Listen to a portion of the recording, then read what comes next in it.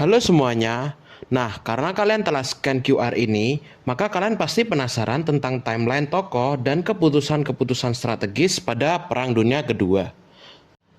Nah, mari kita simak penjelasan berikut ini. Nah, kebanyakan dari kalian pasti sudah tahu siapa itu Adolf Hitler. Adolf Hitler yang merupakan pemimpin Nazi pada masa Perang Dunia adalah tokoh penting yang membuat banyak keputusan yang mempengaruhi jalannya perang. Nah, salah satu contohnya adalah invasi Polandia yang terjadi pada tahun 1939 yang dilakukan oleh Nazi.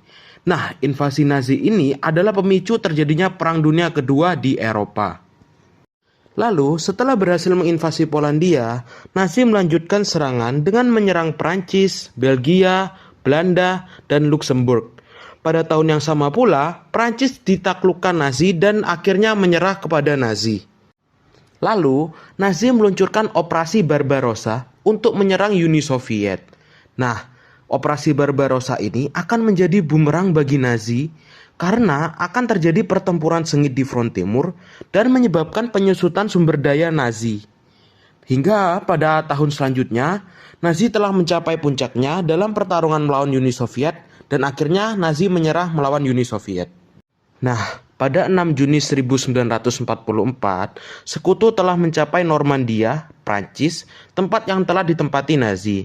Setelah beberapa hari bertempur, akhirnya Nazi kalah dari sekutu dalam pertarungan di Normandia ini. Lalu pada akhirnya Nazi yang dipimpin oleh Adolf Hitler menyerah dalam Perang Dunia Kedua dan mengakhiri Perang Dunia di Eropa. Nah, dikabarkan Adolf Hitler bunuh diri karena kekalahan Nazi ini. Nah, tokoh selanjutnya adalah Winston Churchill yang merupakan Perdana Menteri Inggris yang dilantik pada 1940.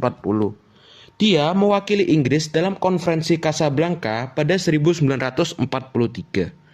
Nah, konferensi Casablanca adalah pertemuan untuk membahas tentang rencana sekutu untuk mengakhiri perang.